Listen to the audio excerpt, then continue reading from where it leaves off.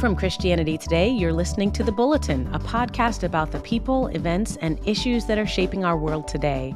I'm Nicole Martin, and today Russell Moore and I are joined by Rasul Berry. We'll discuss the congressional hearings surrounding unidentified anomalous phenomena, the latest tragic incident of police brutality, and Mike Cosper sits down with Dennis Quaid to talk about his release of a gospel album.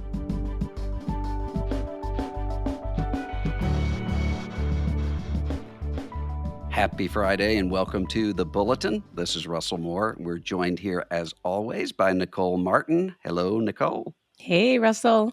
And we also have with us a special guest, Rasul Berry, who is teaching pastor at the Bridge Church in Brooklyn. He's a director at Our Daily Bread Ministries and hosts ACT podcast. Where are you from? Rasul, welcome to the show. Thanks. It's good to be here. And it's also special because the number one mispronounced way that people mispronounce my name is Russell. So now we have Russell and Rasul. There you go. So there's no way that they can get the two confused. That's so right. Easy. That's right. And Mike Cosper has been abducted by aliens. He's There not you with go. us today, and that will make sense. That will make sense very soon because we have a display of unity in Washington. One member of Congress said that this was the most productive and cooperative engagement between Democrats and Republicans that he had seen. And the subject was UFOs. Not UFOs. We don't call them UFOs anymore. UAP? It's not unidentified flying objects. It's instead UAPs, which is unidentified anomalous projections. Unidentified Phenomena, aerial yes. phenomenon. Well, I think they've changed Oh. aerial to anomalous because they're also including underwater. So we'll have to get used to that. It'll take a little bit to do that. One reporter, Scott McFarland at CBS News, said that the line getting into the hearing room was like a Taylor Swift concert. So this is a second week in a row Taylor Swift has visited the Bulletin. But Wow. he said that there were tons of people wanting to get in because of the subject matter. And what I'm really interested in and talking about here is the fact that if you think about imagining that this sort of conversation would have happened ever before without completely shaking up and rattling everybody. We're here with a whistleblower, former Air Force intelligence officer, who is claiming not only compiling all of the UAP sightings that have taken place, the unexplained and unexplainable technology, but also suggested that there were biologics, as he put it, recovery of non-human beings. I mean, if you think about this, is astounding. This isn't somebody off on some wacky corner of Facebook talking about this. This is instead an actual congressional hearing. And the members of Congress were not treating this like some sort of a crank matter, but as something to be seriously looked into, which means that things are getting really, really strange. Nicole, what did you think seeing all of this? Oh, well, that's a great way of putting it. Things are getting really strange. There were so many angles. I've been spending some time trying to wrap my head around the things that I don't quite understand.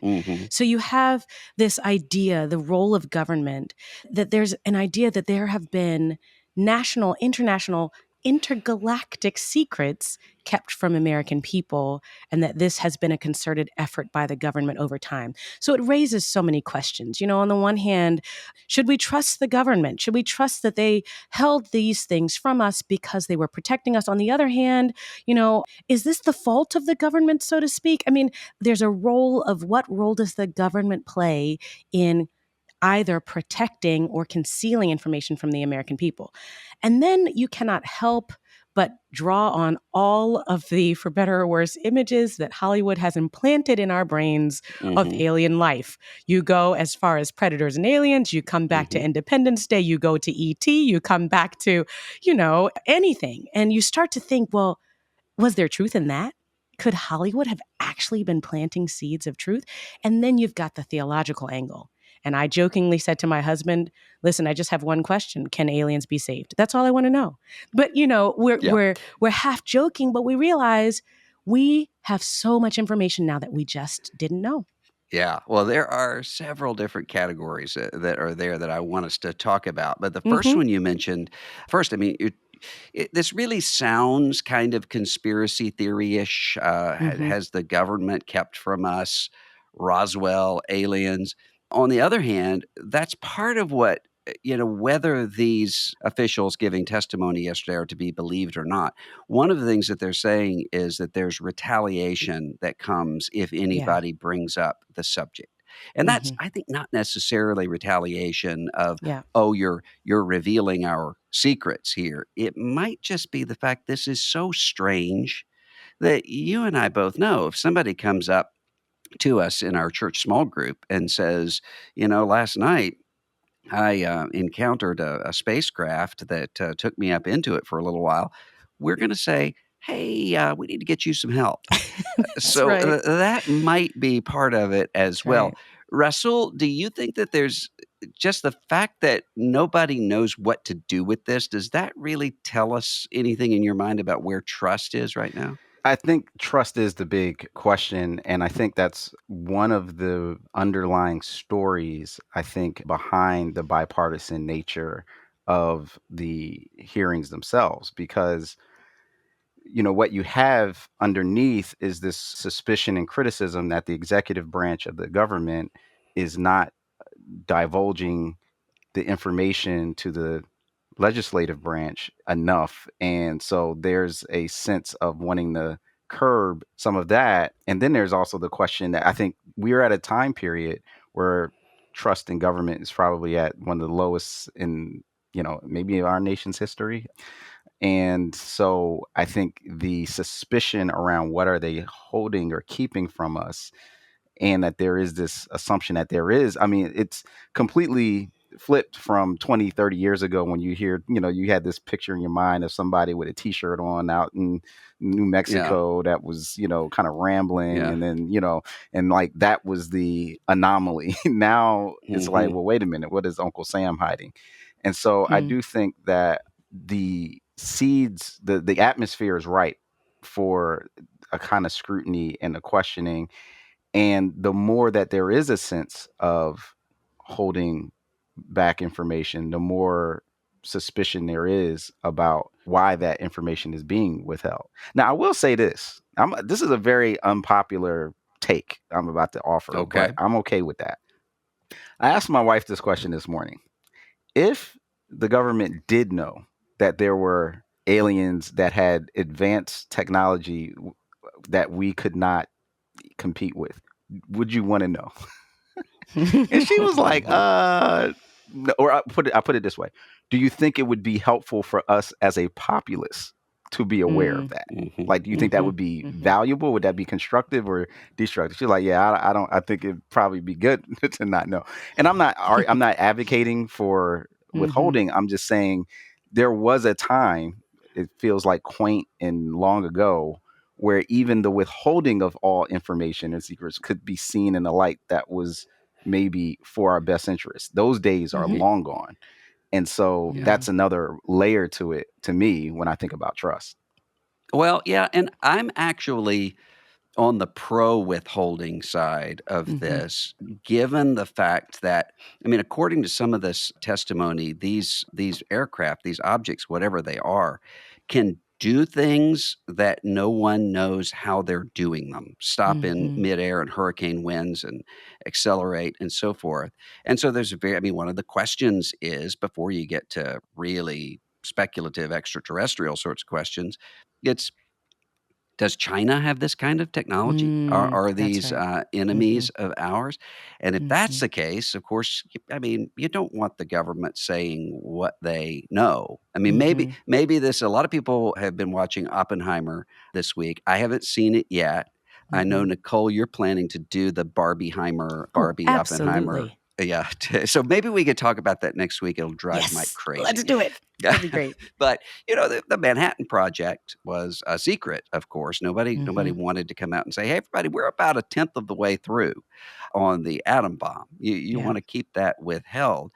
But, yeah, there's a lot to be kind of worried about, but I also Yeah. think that what's behind this is also the opposite of that.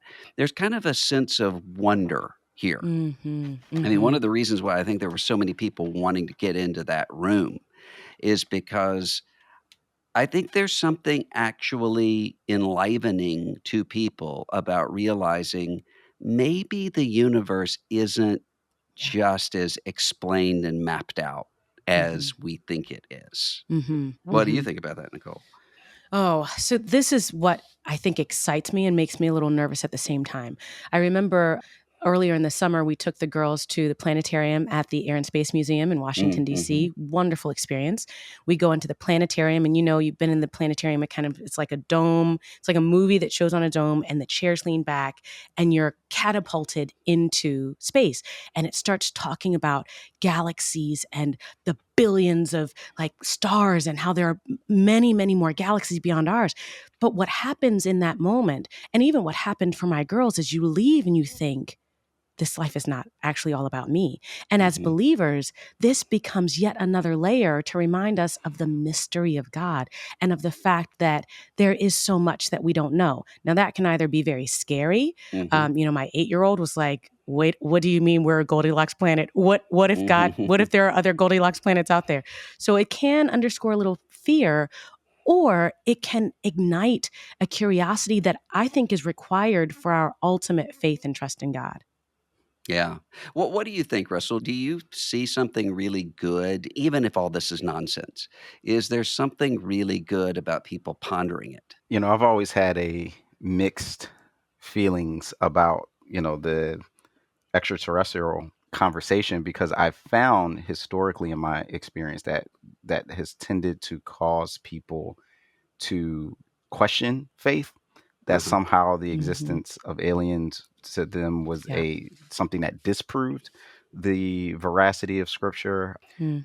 I don't think that that's necessarily the case. I'm just saying that that's where it seemed to go usually when people Mhm. Mhm. went down that road, or at the very least was seemingly like such a distraction, to our own story, that I've kind of tended to, view it in that way. And yet at the same time, I think all truth is God's truth. And so Mhm. Mhm. the more we learn about the universe, the more we learn about whether we're alone or not in terms of other created beings, I think that it can have a valuable effect on us in the sense that just the mere idea that reality isn't just based on what we can see, right? And that there have Uh-huh. been Mhm. beings even potentially among us that we couldn't see. Well, that tends to set up really well for the reality of angels, demons, and Mm. the ultimate reality of a supreme being who we may not be able to see, which to many materialists would have seemed completely far fetched. Well, now there's a little bit more of a ammo to say, well, there have been other beings that have been around us this long. Why not ones that are supernatural in their origin? It kind of comes back to that key problem in Psalm 8, where Mhm. David says, I look to the heavens Mhm. and I see the magnificence of the heavens. And my question is, what is man that thou art mindful of him? I mean, how can Mhm. such a tiny little speck in the universe actually matter? Yeah. And of course, you think about it, the psalmist did not have access to the planetarium or to what we can see around us. And we can probably only see just a tiny, tiny, tiny little bit of what's around us. Yeah. But it does give that sense of smallness Mhm. that I think is an important step of realizing the way that Hebrews 2 answers that question, which is to give it again and say, and God says, I've put all things under your feet. Doesn't Yeah. look like it, Yep. writer of Hebrews That's right. says, but we see Jesus. Yep. And I think that's a really key problem. So, Nicole, you mentioned this. Let's go there.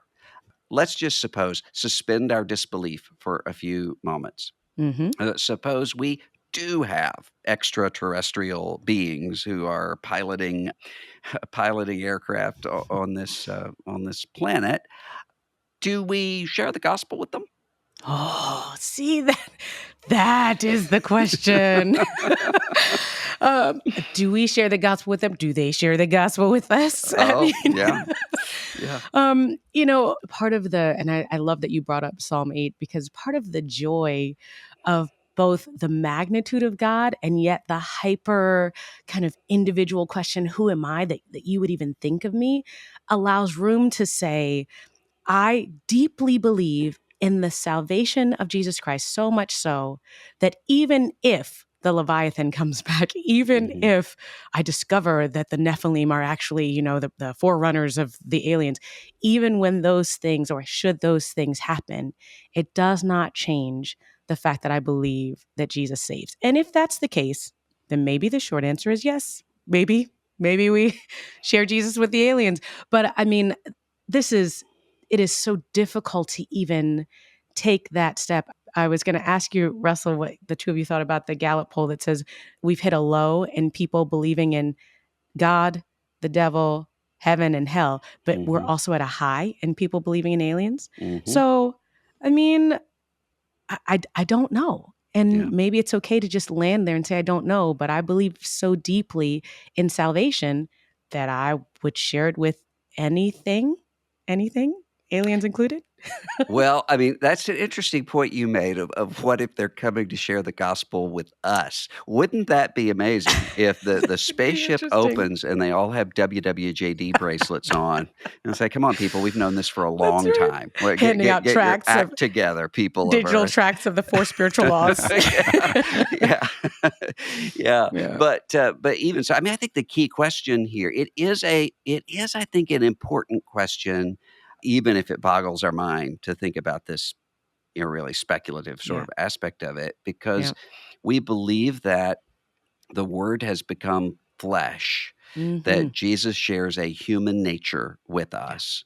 And even if human beings are the only biological life form in the cosmos, we do know there are other intelligences, angels and demons, Mm-hmm. and Jesus did not share a nature with the fallen angels, but with Mm-hmm. humanity.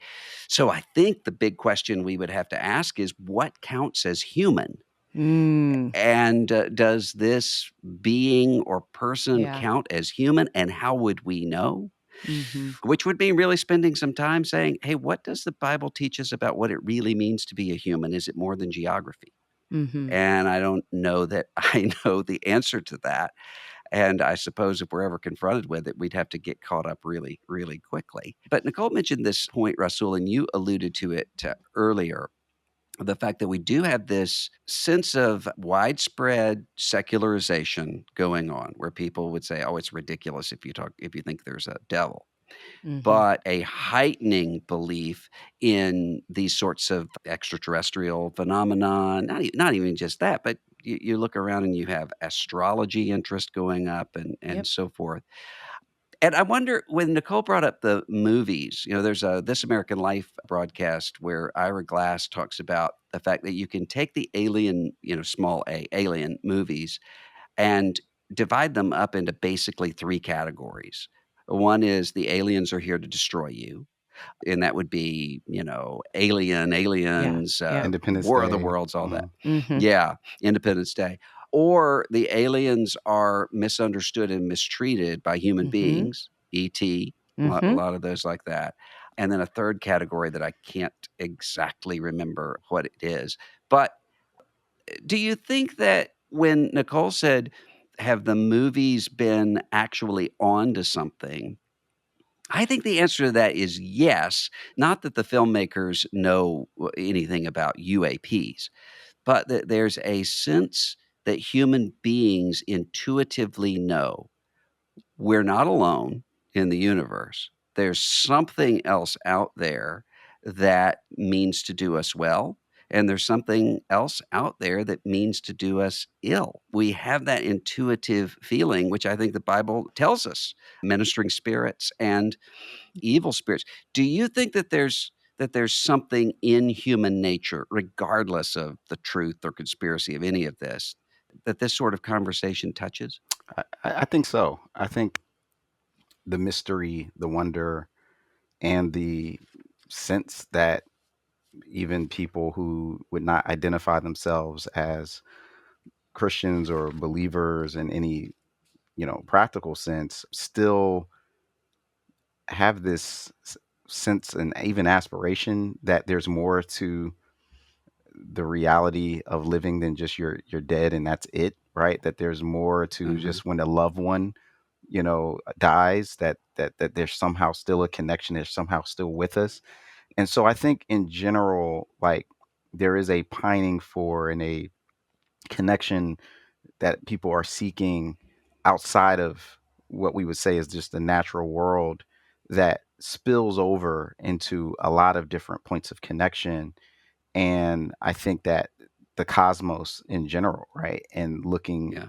through the stars. And I think there's a desire. Like, if you were to ask the question differently, and we typically ask it intellectually, do you think that Mhm. there's intelligent life out there?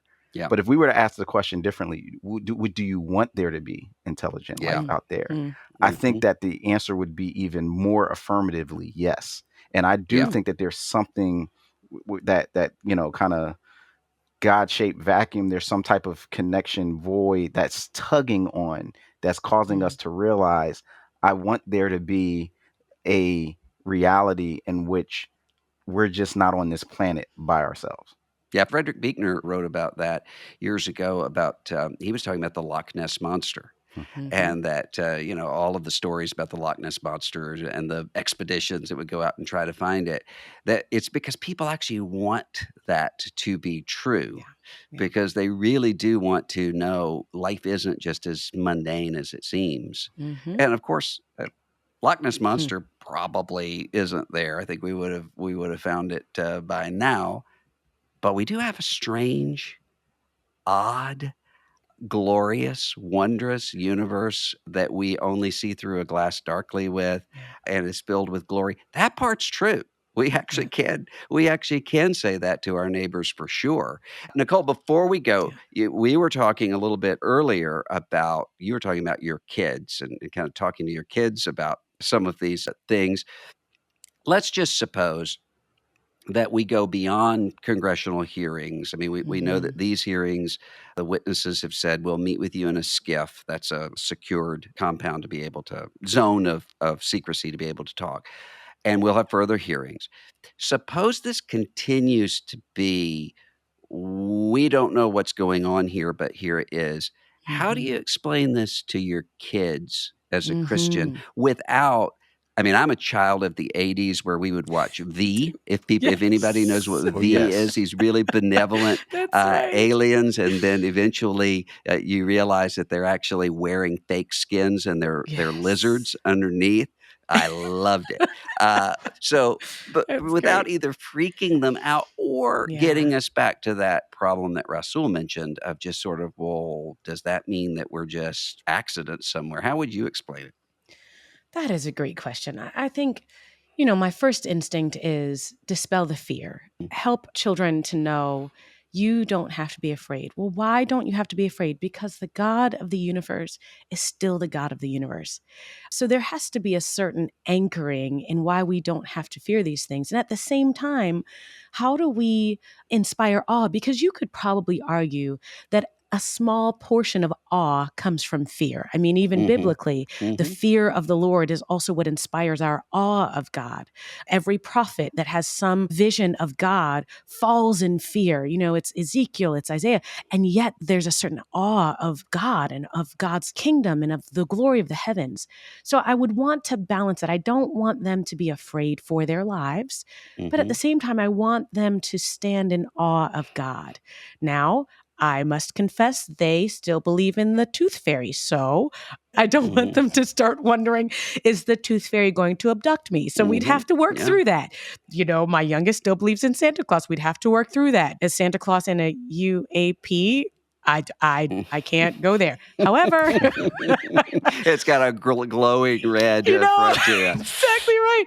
I mean, but at the end of the day, what I would say to my kids is what I pray that I, could say to myself, God, I still trust that you are in control. And also, there's so much I don't know. And I am willing to stand in that tension in my relationship with God and prayerfully in my relationship with my kids, right?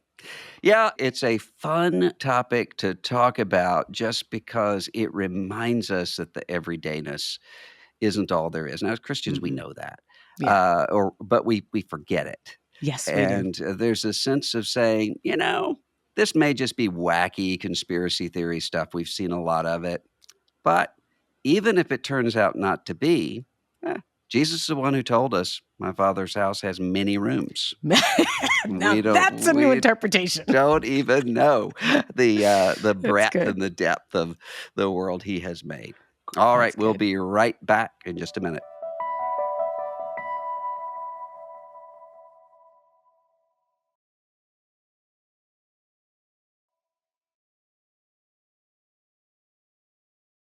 Well, welcome back to the bulletin. We are turning our eyes from the heavens to the earth as we consider some tragedies of our nation for this week. We're talking a little bit about what happened to Jaddarius Rose on July 4th. Jaddarius Rose was driving a semi truck in Ohio. He was driving his car, and according to reports, he failed to stop at an inspection stop for his truck. At that point, police officers and state troopers began to follow him. Jaddarius Rose described that he was concerned about the pursuit, did not know why he was being followed. He called 911. And when he did pull over the truck, he saw the police officers pointing guns at him and decided that he did not feel safe to get out of the car. According to reports, he continued to drive, and then after some time, he pulled the truck over at the urgence of the dispatcher on the 911 call. And when he got out of the car, he was attacked by a police canine. There are so many layers of thoughts, concerns that are within this story. I'd love to hear from you all. What do we make of this? And I'll add to that, I wrote an article about this with CT over earlier this week. And reading the comments, you have a lot of concerns. Some are saying, stop talking about Black trauma. This was a man who Mm. didn't comply with police orders. You get what you get and you don't get upset.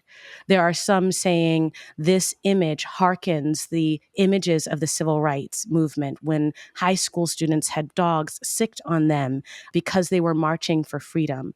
So, what do we make of yet another incident of an unarmed Black man having an encounter with police officers that takes him to the hospital? Rasul, what do you make of this? This is one of those stories where I think it's so important for us to do something that social media has, I think, trained and conditioned us not to do, which is to hold multiple things in tension and in nuance. And Mm-hmm. especially for me, as a Black man, one of my mental checks when I'm in a car and driving and get stopped, first thing you do is comply immediately. Like that's kind of just Mm-hmm. my immediate best practice. I think that's what everybody should do. Mm-hmm. But at the same time, I'm also aware of the heightened awareness and fear that I can Yeah. sometimes have about what might happen in that stop. And so I think it's possible for me as I think about Jadarius's situation and the fact that he actually called 911 like Mm-hmm. in Mm-hmm. express. So we're not just Yeah. speculating like what was going on in his mind. Like he was Mm-hmm. literally having a conversation about, I don't know why they're following me. I don't know what's Mm-hmm. going on. I am Mm-hmm. scared. And so we really do get a clear sense of what's going on inside of him that caused him to be hesitant. And it Yeah. reminds me of the Edelman Trust Barometer, which is an organization that looks at trust in institutions over time. And they've been doing this since 2000. And they've seen and been concerned about what they call this year the cycle of distrust, and specifically government agencies, that there's just less and less trust that people have.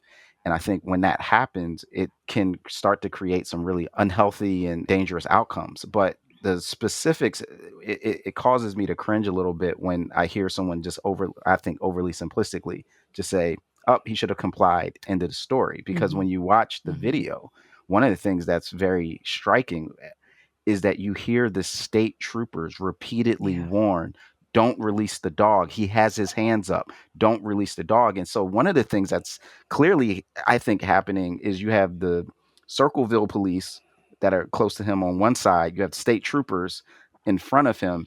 And I think again, and a man that's already afraid, like he might not be sure what to do, right? Like, should I step forward?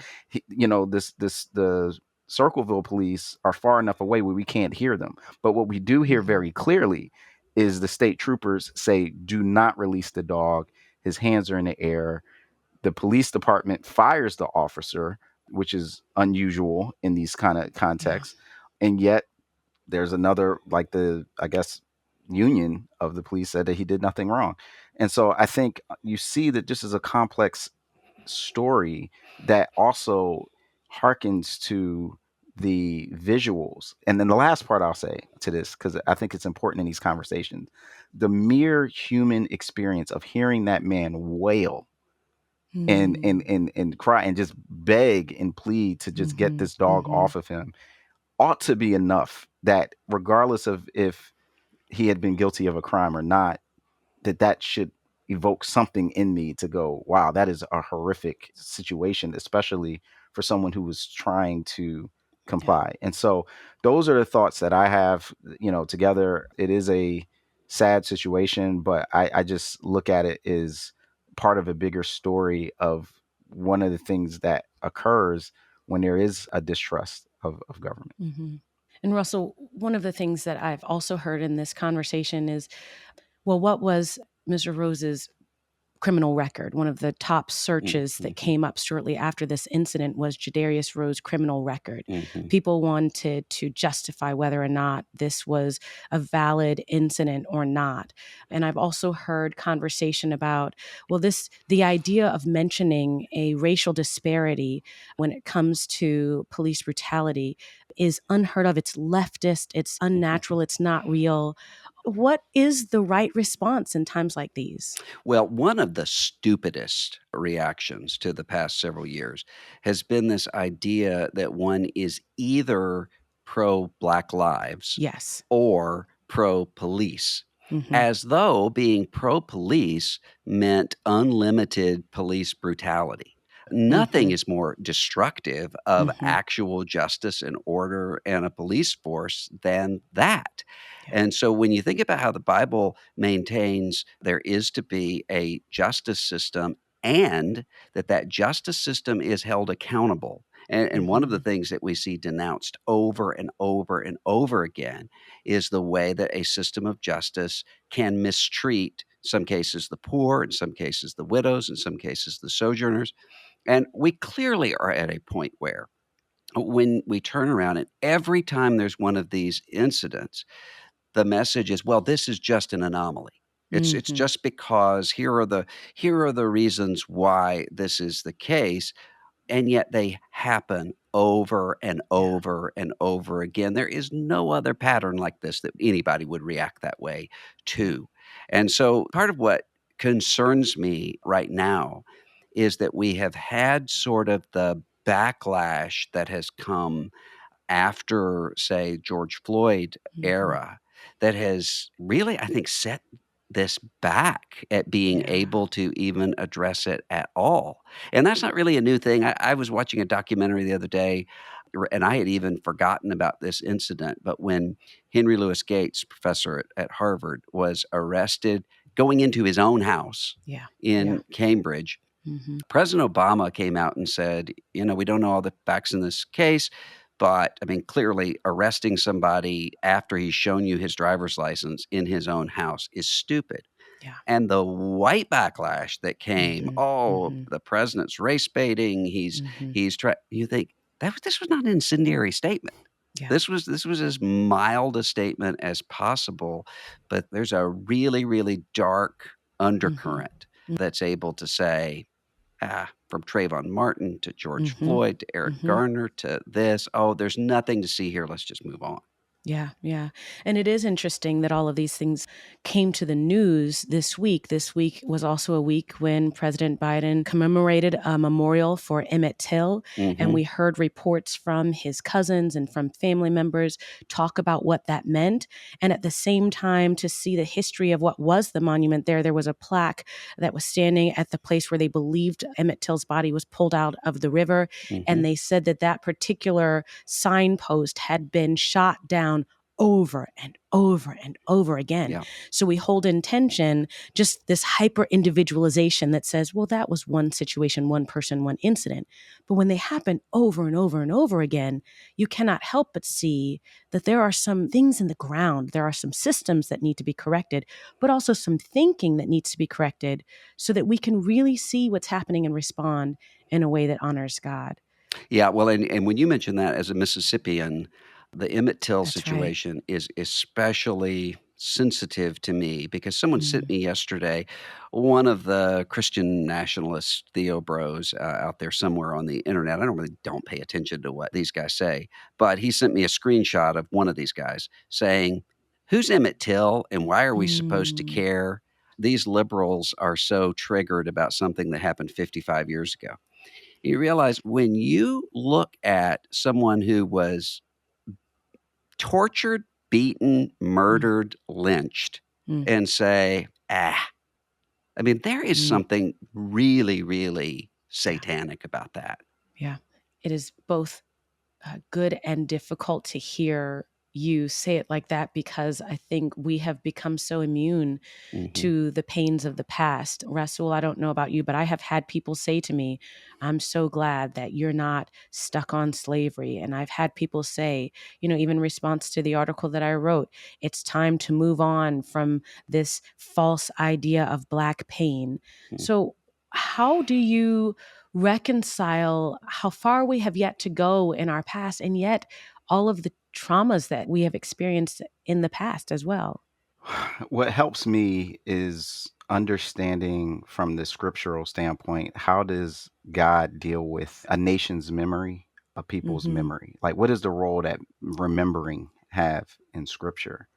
And you Mhm. see all of it. You see the constant, even when the law is given, it's couched in the context of remember the Sabbath day and keep it holy, for you were once slaves in Mm. Egypt, right? And so there's a sense in which there is never a moment in which we are to see ourselves and where we currently exist and live apart from the past that helped shape us into that place, both the negative and the positive. There's also remember, what God did when he split the sea and how many times we hear that refrain in the book of Psalms. And so I think that there's a fear that some have of what it means to their identity. Russell mentioned Christian nationalism, and there's a counter narrative that exists, and I think, to his point about the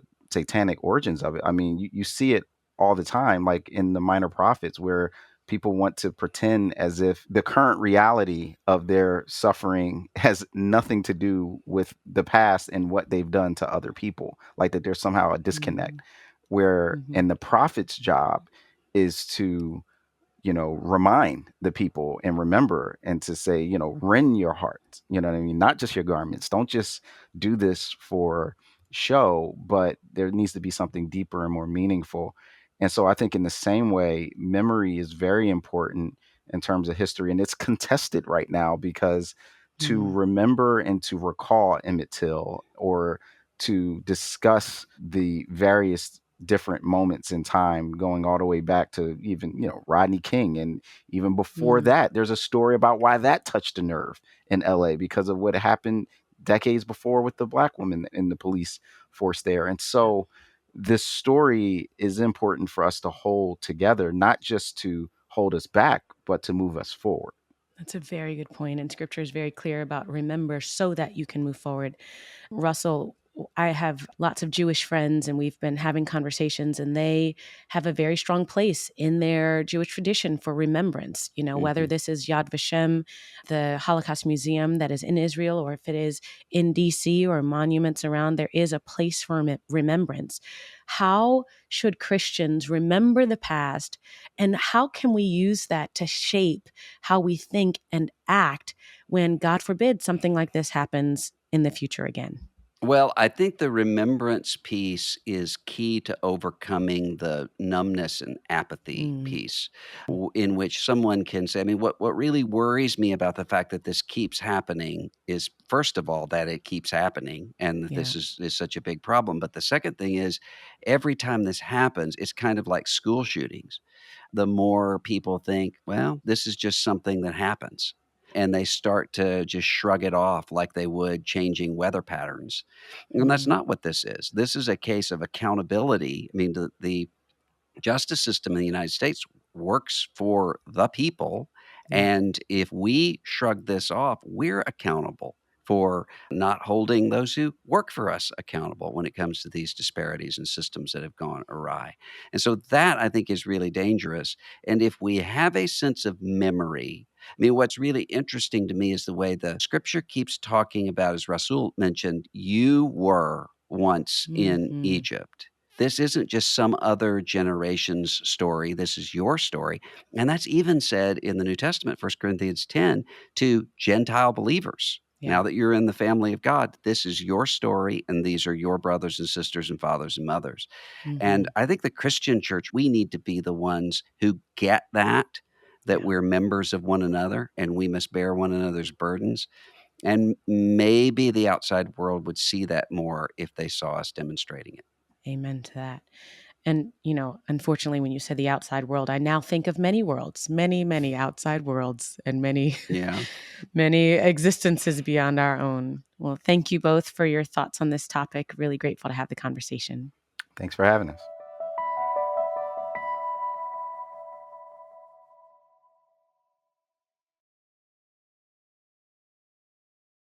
All right, Dennis Quaid, welcome to the Bulletin. Hi, Mike. Good to be here with you. Yeah, so the album is called Fallen, a Gospel Record for Sinners. It's a collection of hymns, familiar gospel songs like Chris Christopherson's Why Me, Lord, and 5 originals, 5 songs of your own. Tell me, Yeah. as a starting place, how much is this album autobiographical? How much is this your story? Oh, it's very autobiographical. All the songs are very personal. I think that's when you're writing spiritually, it's got to be personal Yeah. because of, just to go from myself, it's the most authentic place to start from. What was the seed of this project? How did a project like this come about for you? Well, I wrote On My Way to Heaven about 30 years ago, and it was on a record of mine, and Tanya Tucker heard it, and she wanted to do it, and she brought along Chris Christopherson, and it's such a good record that my manager had the idea that I should do an album of this, as well as a couple of family members. I grew up in the Baptist church. I've always loved those hymns that I grew up with from my boyhood. They're part of who I am. And my mother passed away as well. And so that really, she was such a spiritual rock in my life. And so I wrote about her and, my spiritual journey basically throughout my life is what the songs are. Yeah, I was curious about that because, the nature of gospel music, it's kind of like country music. Your soul is on your sleeve with all of this. And so I was curious how much this was sort of rooted in, I knew you grew up in Texas. You grew up in the church, grew up around this stuff? Yeah, I grew up in the First Baptist Church of Bel Air. That's where I got baptized. I was 9 years old. And my grandfather, who was a farmer, he was a tent preacher, actually, for a period of time in his life. So it's the Baptist church was a big part of my life, growing up, going to Sunday school every week and really being involved in the church. And this was in the 60s. And I became disillusioned with what I would call churchianity, I think. Back then, around the time that I became a teenager. I became disillusioned in a way that I think I started to associate church with money. I think I got reprimanded for not bringing my offering or the it was a nickel instead of a quarter or something. I think I probably made a bigger deal of it than it was or whatever, but I became a seeker. I started looking outside of Christianity for answers. So I read this book called Siddhartha by Herman Hesse, which was really the story of Buddha in his life, and that very much appealed to me. But from that, I read the Bible cover to cover when I was 19. And it scared me in a lot of ways, especially the Old Testament and of who God was. So from that, I also read the Dhammapada. I read the Bhagavad Gita. I read the Quran. I read all these great texts over a period, I think, of 20 years seeking. I also got involved in the world and looked for answers to that deep hole that it's inside of all of us, through my career, through relationships, through drugs, and then I wound up in 36 going to what I call cocaine school. It really wasn't getting any answers from that. And I had this white light experience that I saw myself losing everything that I had, or being dead, or being in jail, or whatever in 5 years. So I got clean, and part of that recovery from drug use is about a higher power, as AA calls it. My mother was there also for me during all this, and it came back to the Bible, which I read again, cover to cover. And I was very struck. This time it was different, and especially the red words of Jesus came to me and really spoke to me. And it was like coming home, really. So in a sense, my story is really kind of like the prodigal son, which I have a song about, which is the title of the record, Fallen. Yeah. What year was that? What year did you get clean from cocaine? That was 1990. Yeah. Well, congrats on sobriety. I mean, that's an incredible journey, and we're glad you're here. There's an earnestness to the album. I don't know exactly what I was expecting when I saw the press release, saw that the album was coming out, that you were putting out a gospel record. I knew you'd been a musician. I'd seen some things in the past. I think part of what surprised me when I got the record, when I heard the record, is like, man, you didn't just make a gospel record. Like, you kind of went to the Oracle of Delphi of gospel records. You went to Bill Gaither, you made a Gaither record. You know what I mean? Like, tell me about that choice. I mean, that's a real specific decision in terms of a partner, and it's Bill Gaither, right? Like, he's kind of the king of gospel music, right? But it's a very specific genre. It's a very specific kind, a very specific sound, and you're very faithful and to it in the way you made the record. I was curious about that choice. I think Bill Gaither music is also the most authentic. He's a very authentic person, he and his wife, Gloria. And I found a home there, very welcoming. And it's, from my point of view, I guess it's my story. Everybody has their testimony, and I think this is mine. Yeah. How did you get connected with him? I'm curious. Like I said, through my manager, Scott, who, made the overtures to them, and they wanted to have a meeting. So I went in and had a meeting with Paul Seislov over there, and we were all on the same page. And they said, okay, go and make your record. And and left me alone for a long time. So I turned it in, and I was very happy with their response. And they're fantastic people.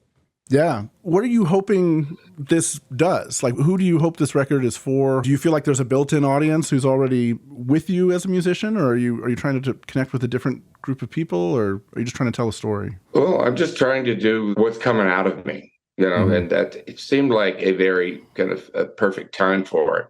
And, do I dare say it that, really this is what God was kind of telling me to do in an inner voice, because like I was talking about when I first came back to, to reading the Bible again, and it was like, through the red words of Jesus and stuff. I think Christianity had been kind of a cerebral experience more before, and I'd never really realized what having Jesus as my personal savior was about. And the relationship became a personal relationship. And that too was over a period of time, I think. And Jesus didn't actually become a personal relationship, I think, in what others talk about when they say they have a personal relationship with Jesus. Yeah. And until right around the time of the making of this record, it's a deepening, that's still ongoing, I think. It's interesting you mentioned the passing of your mom. I mean, so my father passed about 2.5 years ago as well. And there is just something about it, right? Like there's something about life that there's a before and after to it. That's hard to describe for people who haven't been through it. Like the world just feels very, very different. I mean, I remember a friend of mine who'd also lost his father in a very kind of untimely way. This was right during really the heart of the worst of COVID shutdowns. He said the same thing to me. He said something to the effect of, the world's just different when you wake up after you've lost a parent. And hearing you describe like the relationship you had with your mom, I mean, it sounds like a lot of her presence is obviously shaping the project as well. Yeah. When you lose a parent, and then especially when you lose both parents as well, whether you've had a good relationship with them or not, their voices are always in your head and they're part of who you are. And then when they're gone, it's like it's all in you now. You know what I mean? It's, I guess, orphaned a little bit finally, because the child inside you is still there. My mom died before COVID, in that August before COVID happened. And then I made the record during COVID, which was, I think, also added to the experience. I lost friends during that time. And, that's there in the record. But I think, as far as an audience, I think your original question is about what do I wanted to do. I mean, I kind of say this jokingly, but I guess it's also true, is that I called it Fallen, a gospel record for sinners, because I wanted to have the largest audience possible. So, well played. That's it's kind of true, because we are all sinners, and we're all, and I think that's gets down to the crux of the personal relationship and the personal Savior that you have with Jesus, is that His blood is what washed away all of our sins, like Surf Pro, like they never even happened. And that's really the message, the good news that comes from that. That I don't think people if you're from the outside of Christianity, they just look at the sin part and the hypocrisy of it. But it's really that we're forgiven of all that. You just need to wake up to it, because once you wake up to it, it changes your life. It spawns a lot of questions for me. I mean, obviously, you've been a beloved actor for decades, and you're certainly not a character actor by any means. I don't mean to put it that way, but oftentimes when you show up on screen, people are happy to see you because you generally bring this very joyful thing into whatever you do, whether it's sort of the snarky characters in some of the some shows, or the fatherly characters, or whatever. That was another thing that I was wrestling with as listening to the record, is that there is something about the sort of on your knees desperation and grief, which I think even hearing the story more makes even more sense of it. Like the grief of singing these songs, praying these prayers, crying these things out to God. It's a vulnerability that I think is probably going to be unexpected for some listeners. That's, a lot of what you said, I kind of see. And I am a naturally joyful person, I think. That's kind of like in my soul. But I've had the luckiest of lives, too. And there's a humility, I think, that goes along with really getting down to finding out who you really are in relation to God, your relationship with Him. Not that I have it all figured out, because I don't, but we all go through periods of doubt in our lives. We all go through periods of pride.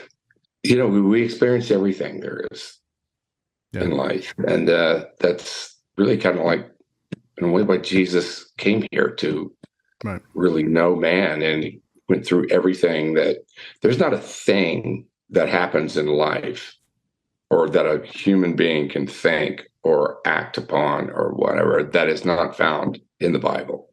It's everything. The good, the bad, and the ugly is all right there in the Bible of the human experience. Yeah, and I think part of what makes the Christian message, I don't know if it's that it makes it interesting or difficult, or we certainly live in a time where the more tragic side of life is not something that is lived out in a public way, is displayed in a public way. And it's not something that you often see talked about even in the church. I think the church often struggles to figure out, like, how do we help people with grief, depression, despair, regret, guilt, shame. It's true, because that's so very true. The church does struggle because we're people. Mm-hmm. Mm-hmm. I don't personally know anybody who's been to the other side and come back to tell me about it. The Lazarus experience, or Jesus is really the only one that's come back to tell us. Mm-hmm. We're just human beings. Mm-hmm. That's all. We're fallible. We're fickle. We're petty.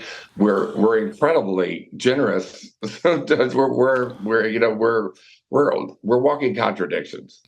Yeah. Put it that way. Yeah, for sure. And I think you do a great job of sort of bringing that to the fore in the song choices, the songs you've written, and even just the sound, the presentation of the record. So yeah, that's like Come As You Are is I put that in there. I try to put my favorites. So Come As You Are was Billy Graham has always been I just think he's the best there ever was. And he certainly wasn't hypocritical. He may have felt that way. I've read, biographies and stuff about him, but he was out saving the world and he barely had time for his family and stuff like that, like things like that weighed on him and stuff like that. But he was like my spiritual father, I would say, here on earth. And that was the hymn that for the invitation that was at every service that he did around the world. It was Come As You Are. Just that really struck deep with me. And one of the reasons I wanted to put that in there. What a Friend We Have in Jesus was my mother's favorite hymn. Mm-hmm. And the Lord's Prayer, which is it's out there, as far as a version of it goes. Bing Crosby, every night on TV, like growing up, they'd have to sign off. The stations would actually go off the air at like 1 or 2 in the morning or whatever. And you'd see that test pattern of an Indian chief with the headdress or whatever. But right before that happened, they would do the Lord's Prayer. It'd be Bing Crosby singing the Lord's Prayer at sign off, with kind of a video of clouds, right, plane going through clouds. And so that's where that came from. Mm-hmm. And I imagine Welcome Home is about your mom. Welcome Home is I wrote about 2 months after my mother passed.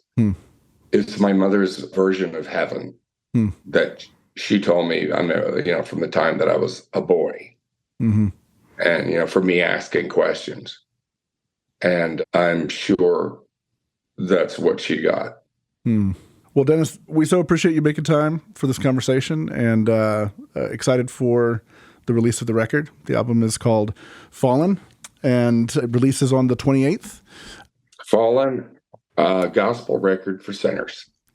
and actually, this podcast will be releasing on the day that the record is out, so it is streaming everywhere. And well, thank you, Mike, for taking time and having me on. I appreciate it. Yeah, of course. We're honored to do it, and it was great to talk to you today. Thank you. Take care. The Bulletin is a production of Christianity Today. Our executive producer is Eric Petrick. Our producers are Clarissa Mole and Matt Stevens. The associate producer is Azure Phelps. Editing and mixing, TJ Hester. Music by Dan Phelps.